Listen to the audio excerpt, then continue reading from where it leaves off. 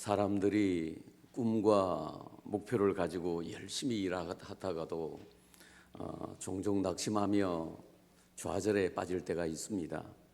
그것은 내 꿈대로 소원대로 되지 않고 자꾸만 실패하기 때문입니다. 몇 번이고 시험에 떨어진 수험생이 좌절할 수 있습니다. 풍성한 수확을 기대하며 봄과 여름 내내 땀 흘려 수고한 농부가 홍수로 한순간에 농작물이 다 떠내려가 버렸을 때 낙심할 수 있습니다. 이러한 실패들은 사람을 아주 피곤하고 지치게 합니다. 그런데 실패보다 더 무서운 것이 있는데 그것은 실패했다고 낙심하고 좌절하는 마음입니다. 그래서 기독교 철학자 키에르케고르는 절망은 죽음에 이르는 병이라고 했던 것입니다. 실패했다고 낙심하고 좌절하는 사람에게 실패란 곧 끝장을 의미할 수 있습니다. 그러나 실패를 하나의 좋은 경험으로 삼고 다시 일어나는 사람에게 실패는 성공의 어머니가 될 수 있는 것입니다. 오늘의 본문은 전날 밤 고기잡이에 실패한 베드로가 아쉬운 마음으로 아침에 그물을 싣고 있는 장면으로 시작합니다. 사실 그는 지난밤 갈릴리 바다에서 밤새도록 그물을 던지며 고기를 잡았지만 한 마리도 잡지 못했습니다. 그러나 결국 그는 이 실패를 성공으로 바꾸게 됩니다. 예수님이 계셨기 때문입니다. 우리 중에도 나름대로 열심히 일을 하고 수고했음에도 불구하고 실패와 낙심을 반복하고 있는 분들 있을 겁니다. 그러면 실패를 딛고 성공으로 나가기 위해서 우리는 어떻게 해야 할까요? 실패의 지난 밤을 보낸 베드로에게 그 해답을 찾아보십시다. 먼저 예수님을 초청해야 합니다. 본문 3절을 보세요. 예수께서 한 배에 오르시니 그 배는 시몬의 배라 육지에서 조금 떼기를 청하시고 앉아서 배에서 무리를 가르치시더니 지난밤 고기잡이에 실패한 베드로는 아침이 밝아오자 이제 고기잡이를 마감하고 쓸쓸히 그물을 싣고 있었습니다. 이때 예수님께서 베드로에게 배를 좀 빌리자고 청하셨습니다. 아침부터 너무 많은 사람들이 예수님 계신 갈릴리 바다로 몰려왔기 때문에 주님은 베드로의 배를 강단 삼아 해변에 있는 군중에게 말씀을 전하려고 하셨던 것입니다. 이때 베드로는 기꺼이 예수님께 그의 배를 쓰시도록 초청합니다. 그리고 예수님이 그의 배에 오르시자 베드로의 실패와 절망이 성공과 희망으로 바뀌기 시작하는 것입니다. 우리가 복음서를 보면 예수님께서 사람들에게 어떤 것을 부탁하실 때 종종 그것이 마치 자기 소유인 것처럼 행세하시는 것을 볼 수 있습니다. 종려주일 예수님께서 예루살렘에 입성하실 때 제자들에게 건너편 마을로 가서 나귀 새끼를 끌고 오라고 하시던 장면이 생각나십니까?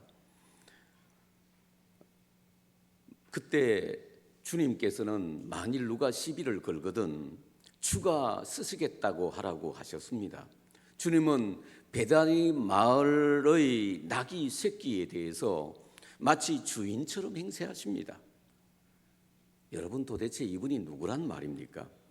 이분은 세상의 창조주시요 세상 만물을 다스리신 분이시며 우리 인생의 주인이신 하나님 바로 그분이십니다.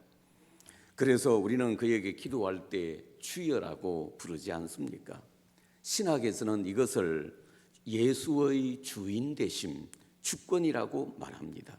우리가 정말 예수님의 주인 되심과 주권을 인정한다면 우리의 삶의 모든 영역에서 그분을 주인으로 대접하여 옳을 것입니다. 예수님, 내 배를 쓰십시오. 내 집을 쓰십시오. 내 돈을 쓰십시오. 내 시간을 쓰십시오. 내 몸을 쓰십시오. 이것이 기적의 시작입니다. 이것이 실패를 딛고 다시 일어나는 비결입니다. 당신에게 예수님은 누구십니까? 예수님은 참으로 당신의 구주이시며 주인이십니까? 아니면 그분은 명목상의 주인일 뿐 실질적인 주인은 여전히 나입니까? 예수님은 이름뿐인, 허울뿐인 명목상의 주인의 자리에 결코 만족하지 않으십니다. 영국 왕은 영국의 국가 원수가 맞지만 실제로 통치하지는 않습니다. 소위 왕좌는 있지만 다스리지는 않습니다. 예수님은 영국 왕 같은 이름뿐인 명목상의 주인의 자리에 만족하지 않으십니다. 예수님은 우리의 실제적인 주인 되기를 원하십니다. 그렇다면 예수님을 당신의 주인으로 영접하고 당신의 주권과 인생의 키를 주님께 돌려드리면 어떨까요? 그리고 주인 되신 그분의 명령과 인도하심에 따라 당신의 인생길을 걸어가 보십시오. 참으로 예수님을 주인으로 초청한다면 이제 당신은 주님과 함께 실패를 딛고 성공으로 나아갈 수 있을 것입니다. 둘째로 우리는 포기하지 말아야 합니다. 베드로는 갈릴리 바닷가에서 자라 평생을 갈릴리 바다에서 그물을 던지며 고기 잡던 어부였습니다. 이런 갈릴리 바다 최고의 어부가 지난밤 어이없게도 완전 실패하고 말았습니다. 밤새도록 수고했지만 고기 새끼 한 마리 잡지 못한 것입니다.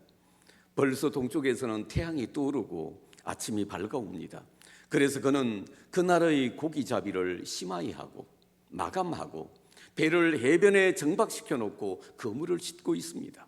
그물을 싣는다는 것은 그날의 고기잡이를 끝내고 다음을 준비하는 것입니다. 고기 한 마리 못 잡고 그물을 싣고 있는 베드로는 얼마나 피곤했으며 쓸쓸했을까요? 이렇게 실망한 마음으로 그물을 싣고 있을 때 예수님은 베드로의 배를 빌려서 해변에 모인 군중들에게 말씀을 전하셨습니다. 그리고 말씀 전하기를 다 마치신 후에 그물을 싣고 있는 베드로에게 이런 말씀을 하십니다. 깊은 데로 가서 그물을 내려 고기를 잡으라고요. 실패의 지난 밤을 보낸 베드로에게 포기하지 말고 다시 그물을 던지라고, 다시 한번 도전해보라고 격려하시는 것입니다. 난치병에 시달리는 분들이 한동안 잘 견디다가도 갑자기 병세가 악화되어서 세상을 떠나는 경우가 있습니다. 그런데 언제 갑자기 병이 악화되기 시작하는지 아십니까? 스스로 희망을 포기하고 절망하는 순간입니다. 희망의 끈을 놓아버리고 절망할 때 지금까지 버티고 있던 마음이 한꺼번에 와르르 무너집니다. 반면에 병세가 위중한 사람이 어느 날 갑자기 극적으로 소생하는 역사가 일어나기도 합니다.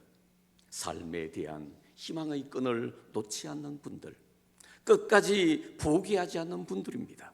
그래서 성경은 모든 지킬 만한 것 중에 더욱 내 마음을 지키라, 생명의 근원이 이에서 남이니라고 했던 것입니다. 여러분, 발명왕 에디슨의 이야기 아십니까? 에디슨의 장점 중에 하나는 결코 포기할 줄 모르는 끈기와 도전 정신이라고 합니다. 그의 실험과 도전은 너무나 엉뚱하고 말도 안 되는 것들도 많았습니다. 그러나 무수한 실패 속에서도 그는 결코 낙심하지 않았습니다. 포기하지 않았습니다. 다시 도전했고 또다시 실험했습니다. 밤에도 불을 밝히는 전등은 수천 번의 실험을 거쳤다고 합니다. 그래서 발명한 첫 전등은 촛불보다 훨씬 희미했습니다. 그래서 사람들은 그런 전등이라면 만들어서 뭐하냐고 비난했지만 계속 도전했을 때 어둠을 밝히는 휘황찬란한 불로 발전하게 된 것입니다. 이런 포기를 모르는 도전 정신으로 전등도 만들고 축음기도 만들고 영사기, 전화기, 타자기, 전기난로 등 무려 1000가지가 넘는 발명품들을 인류에 남길 수 있었던 것입니다. 잠언 24장에 대저 의인은 7번 넘어질지라도 다시 일어나려니와 악인은 재앙으로 말미암아 엎드러지느니라고 했습니다. 진정한 그리스도인은 실패했다고 해서 좌절하지 않습니다. 오뚜기같이 다시 일어나고 칠전팔기합니다. 예수님이 함께 하시기 때문입니다. 그 예수님께서 우리에게 포기하지 말고 다시 도전하라고 격려하십니다. 사랑하는 여러분, 당신의 사업장과 직장에서, 교회에서, 가족과 친척과 이웃 사이에서, 그리고 삶의 현장에서 힘들고 실망스러운 일들이 있습니까? 그러나 낙심하기를 거부하고 주님 바라보고 다시 일어나십시오.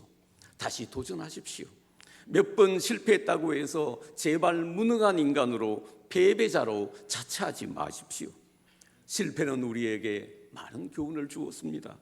실패로부터 얻은 교훈을 바탕으로 밑거름으로 해서 다시 도전해야 합니다. 사실 인류의 역사를 움직인 분들은 모두 처절한 실패를 맛본 사람들이었습니다. 그러나 그들은 실패의 벽 앞에서 잠시 갈등하고 고민했겠지만 결코 좌절하지는 않았습니다.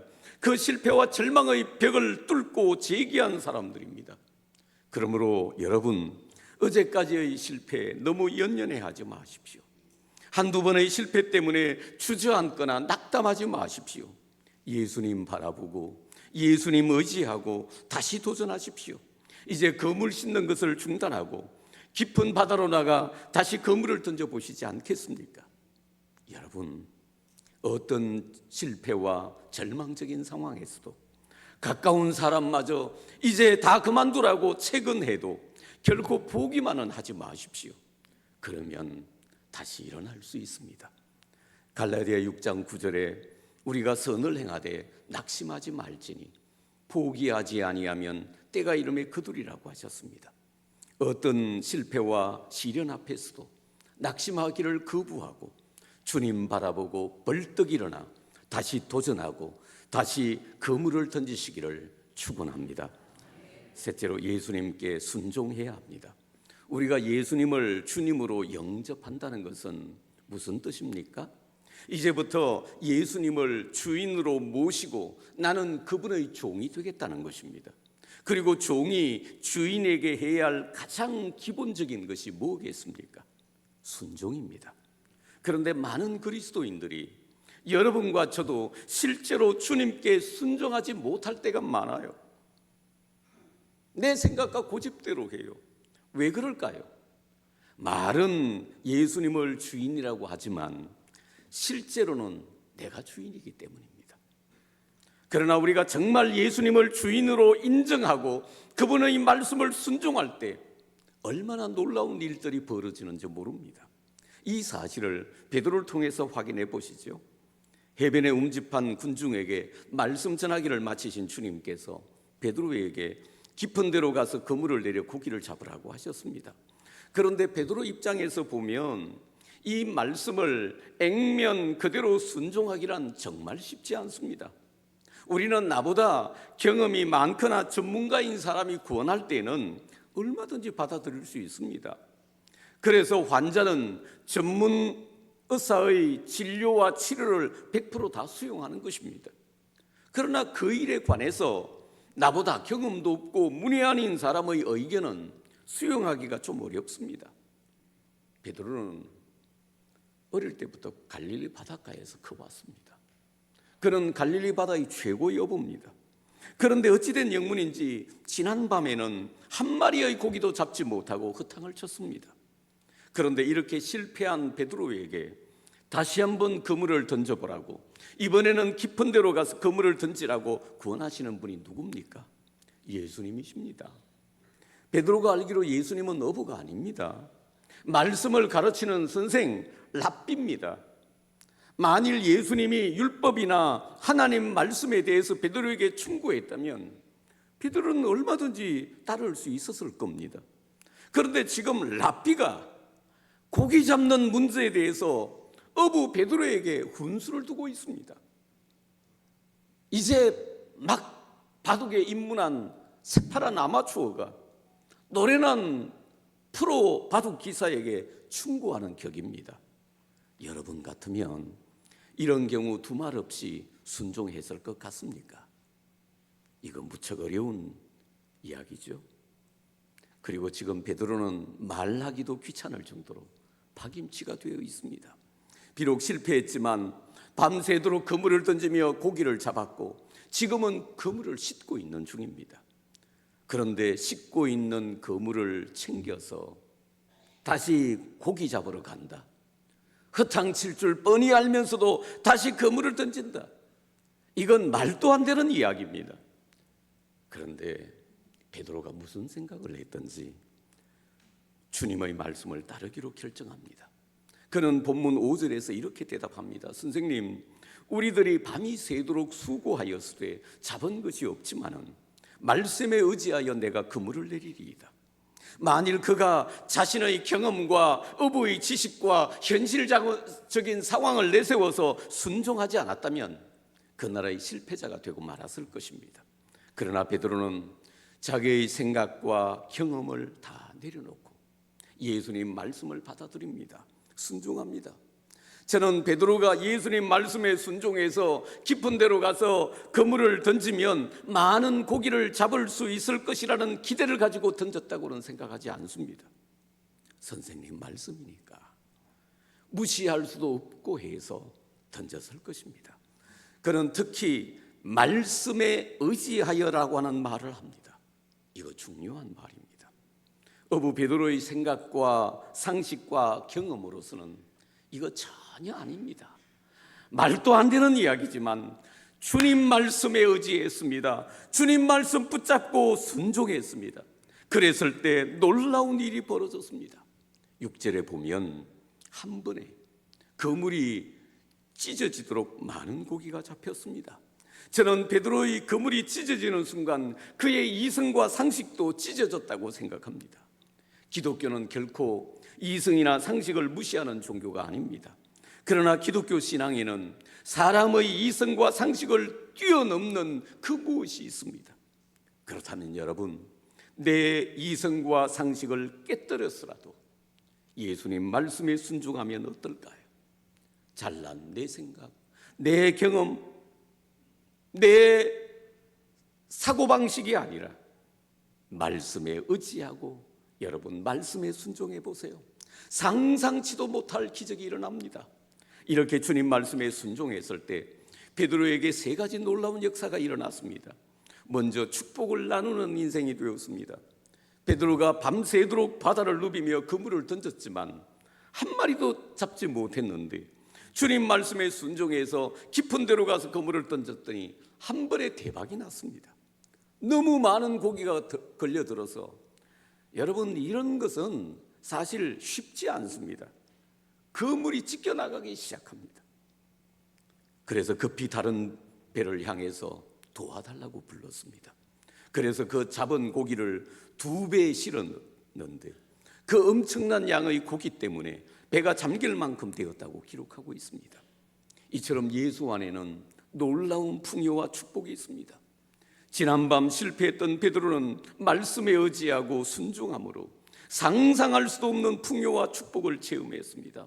이처럼 예수님은 가난을 풍요로, 실패를 성공으로, 절망을 희망으로 바꾸어 주시는 분이십니다. 그런데 이게 다가 아닙니다. 축복이 너무 많아 흘러 넘칩니다. 그물이 찢어집니다. 그래서 급히 친구 배를 불러서 2배 가득 채웠습니다.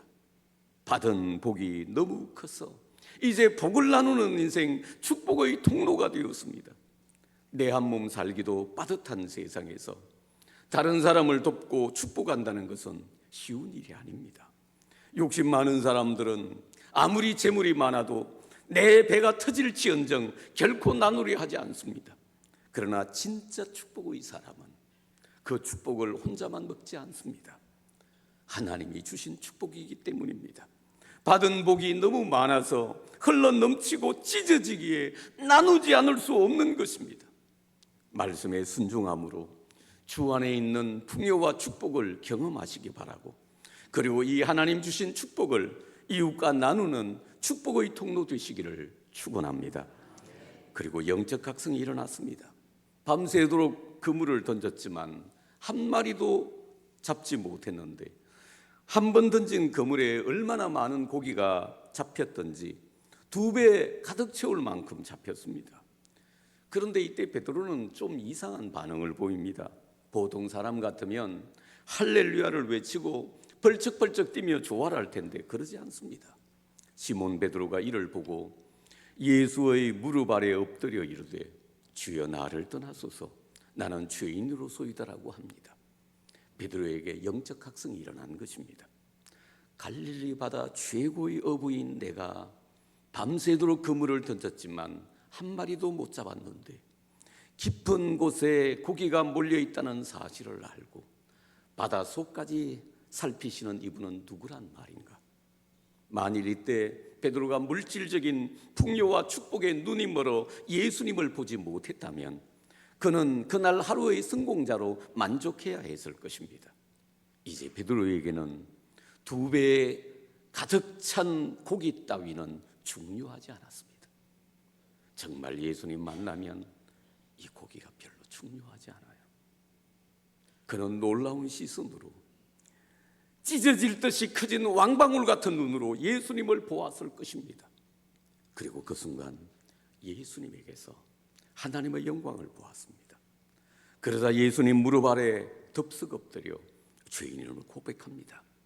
그가 처음에 예수님을 선생이라고 부르더니 이제는 주님이라고 부릅니다. 주여 나를 떠나소서 나는 죄인입니다. 영광스러운 주님 앞에서 죄인이라고 고백합니다. 베드로에게 영적 각성이 일어난 것입니다. 내가 죄인이라고 하는 고백은요, 사람이 하나님 앞에 섰을 때만이 할 수 있는 고백입니다. 당신은 영광스러운 하나님 앞에 서 보신 적이 있습니까?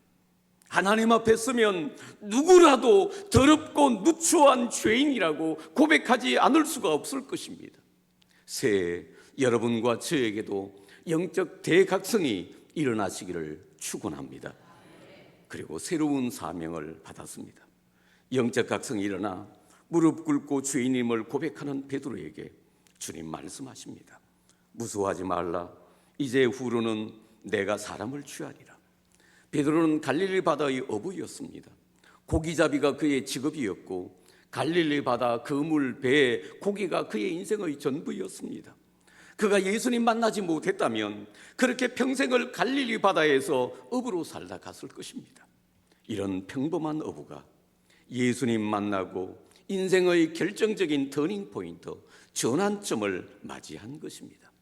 고기 잡는 평범한 어부가 사람 낚는 어부, 사람의 생명을 살리는 영적인 어부가 된 것입니다. 사랑하는 여러분, 당신은 무엇 때문에 사십니까? 무엇을 위해 사십니까? 많은 사람들이 인생의 목적도 소망도 없이 그저 막연하게 삽니다. 왜 사느냐고 물어보면 먹기 위해서 산다고, 죽지 못해서 산다고 하는 사람도 있습니다. 그러나 그리스도를 만난 사람들은 내가 어디에서 와서 무엇 때문에 살며 어디로 가는지 분명히 압니다. 세상에서 내가 해야 할 일이 무엇인지, 내 사명이 무엇인지 압니다. 사람 죽이는 것이, 사람을 괴롭히는 것이 내 사명이 아니라 하나님의 영광을 위해서 사는 것이 내 사명임을 압니다. 산 위에 있는 한 그루의 나무도 바위도 옹달샘도 나름대로 다 사명이 있습니다. 하물며 만물의 영장인 사람이겠습니까? 만일 우리가 하나님이 주신 사명과 인생의 목적만 찾는다면 휴지를 줍든 엿을 팔든 막노동을 하든 상관없다고 생각합니다. 당신은 당신을 향한 하나님의 뜻과 사명이 무엇인지 아십니까? 예수님 만난 베드로는 갈릴리 바다의 어부에서 영혼 구원하는 사도가 되었습니다. 예수님 만난 우리도 바뀔 수 있습니다. 바뀌어야 합니다. 기독교는 변화의 종교입니다. 막연하게 하루하루를 먹고 마시며 의미 없이 살던 사람이 예수님 만나면 어떻게 인생을 살아야 하는지, 누구를 위해서 살아야 하는지 사명을 깨닫게 됩니다. 가정을 위해서, 자식을 위해서, 돈을 위해서, 출세를 위해서 사는 것이 고작이었는데 예수님 만난 우리는 이제 주님과 복음을 위해서, 하나님의 영광을 위해서 살아야 하는 존재임을 깨닫게 되는 것입니다.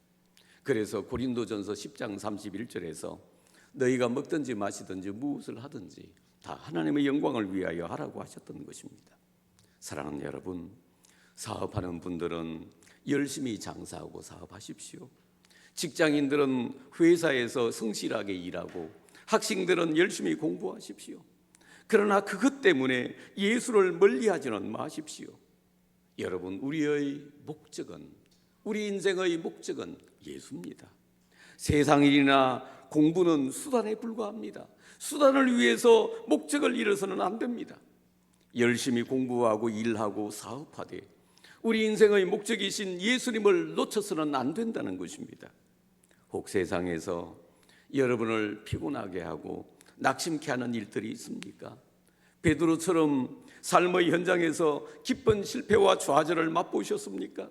사는 것이 너무너무 힘들고 팍팍해서 정말 일어나기조차 숨쉬기조차 힘듭니까? 이제는 모든 것을 그만두고 포기하고 싶으십니까? 그러나 사랑하는 여러분, 결코 포기하지도 낙심하지도 마십시오. 당신에게는 주님이 계시지 않습니까? 주님 바라보고 힘내세요. 그리고 예수님을 당신의 인생의 주인으로 초청하십시오. 우리의 주인이신 주님께 당신의 인생의 길을 친히 주장하시고 인도하시도록 인생의 길을 주님께 맡겨드리십시오. 그리고 내 생각과 주장이 아니라, 내 고집이 아니라 예수님 말씀에 의지하고 그 말씀에 순종해 보십시오. 주님 말씀 따라 다시 도전하고 이제는 깊은 데로 가서 그물을 던져 보십시오. 말씀 의지하고 순종할 때 사람의 이성과 상식을 초월한 놀라운 기적이 일어납니다. 영적 각성이 일어나고 사명을 깨닫고 평범한 인생이 비범한 인생으로 바뀌는 인생의 대전환이 일어나는 것입니다. 요즘은 활동하지 않는 것 같은데 예전에 소망의 바다라고 하는 CCM 가수가 있었습니다. 그는 그의 노래에서 이렇게 노래합니다. 그댄, 제가 이 노래를 한번 들어봤는데 좀 어렵더라고요. 그댄 다시 시작할 수 있어요. 그댄 더 이상 혼자가 아니죠. 이미 오래전부터 그대를 따뜻하게 지켜보고 있던 한 사람이 있었기에 그댄 다시 시작할 수 있어요. 소망의 바다는 그의 노래에서 오래전부터 그대를 따뜻하게 지켜보고 있던 한 사람이 있었다고, 그가 있었기에 다시 시작할 수 있다고 노래하고 있습니다. 오래전부터 따뜻한 사랑의 눈으로 당신을 지켜보고 있던 한 사람은 바로 우리 주님 예수님이십니다. 예수님은 당신이 실패하고 절망하고 있을 때에도, 길을 잃고 방황하고 있을 때에도, 사람들이 등을 돌리고 배신하고 할 때에도 변함없이 따뜻한 사랑의 눈으로 당신을 지켜보고 계셨습니다. 그리고 오늘 우리에게도 너 그래도 낙심하지 말라고, 포기하지 말라고, 다시 일어나라고, 다시 시작해보라고, 내가 있지 않느냐고 격려하십니다. 따뜻한 사랑의 눈으로 지켜보시며 위로하시고 격려하시는 예수님 때문에라도 우리 낙심과 좌절의 좌리를 훌훌 털고 일어나 다시 시작해야 하지 않을까요? 사랑하는 여러분, 제발 지난날의 실패에 너무 연연하지 마세요. 죽을 만큼 힘이 들어도 낙심하지 마세요. 결코 포기만은 하지 마세요. 다시 한번 도전해 보세요. 이번에는 더 깊은 바다로 나가서 그물을 던져 보십시오. 당신에게는 따뜻한 눈으로 우리를 지켜보시는 예수님이 계시지 않습니까?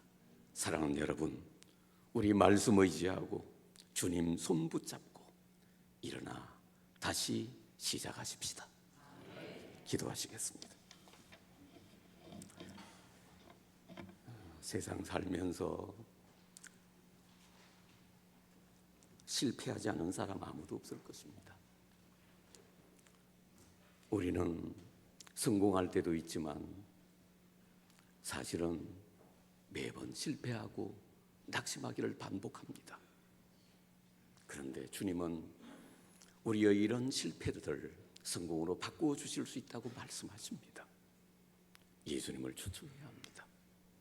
진짜 예수님을 내 주인으로 모셔야 합니다. 그리고 주님은 우리에게 포기하지 말라고, 다시 도전하라고 격려하십니다. 이제는 깊은 바다로 나가서 그물을 던져보라고 하십니다. 순종하기 어려운 상황에서도 베드로가 순종했을 때 그는 하나님이 주신 풍요를 체험했습니다. 영적인 눈이 열려서 예수님을 통해 하나님의 영광을 보았습니다. 그리고 새로운 사명을 깨닫고 이제 사람 낚는 어부가 되었습니다. 시작의 달 1월입니다. 우리 모두 말씀 의지하고 주님 손 붙잡고 일어나 다시 도전해보면 어떻겠습니까? 주님 바라보고 주님 의지하고 말씀 붙잡고 다시 그물을 던지고 우리 다시 시작하십시다. 주신 말씀 붙잡고 우리 합심해서 기도하며 하나님께 나가겠습니다. 우리 하나님 아버지, 주신 말씀을 받습니다. 불쌍히 여겨주시고 주의 긍휼을 베풀어 주시기를 바랍니다. 인생살이에 지치고 멍들고 상처받았습니다. 수많은 실패들을 거쳐왔습니다. 불쌍히 여겨주시옵소서. 주님을 정말 주인으로 모시게 해주시고 어떤 상황에서도 주님 바라보고 포기하지 않게 하시고 다시 말씀대로 도전하게 하시고 다시 그물을 던지게 하여 주옵소서. 하나님 아버지, 말씀 붙잡고 말씀 의지하고 다시 일어나 도전해서 하나님께 영광 돌리는 사랑하는 주님, 인생살이에 지치고 멍들고 실패한 저희들이 주님 앞에 왔습니다. 우리의 삶의 현장에서 만나는 시련과 실패 때문에 우리는 얼마나 자주 낙심하며 좌절하며 힘들어했던지요. 저희들을 불쌍히 여겨 주시옵소서. 우리의 모든 삶의 자리에서 예수님을 주인으로 초청하게 하여 주시옵소서. 말로만 예수님이 주인이 아니라 진짜로 예수님을 내 주인으로 모시게 하여 주시옵소서. 그리고 어떠한 상황에서도 결코 포기하지 않게 하옵소서. 주님만 바라보고 주님 말씀대로 다시 한번 도전하게 하여 주옵소서. 이번에는 깊은 데로 가서 그물을 던지게 하여 주시옵소서. 그래서 주 안에 있는 하나님의 풍요를 체험하게 하시고 우리 영적인 눈을 여셔서 하나님의 영광을 보게 하옵시고 주님의 영광과 복음을 위해서 값지게 사는 새로운 인생 되게 하여 주시옵소서. 우리 모두 말씀 의지하고 주님 손 붙잡고 일어나 다시 도전하고 다시 그물을 던지고 다시 시작하게 하여 주시옵소서. 예수님 이름으로 기도하옵나이다. 아멘.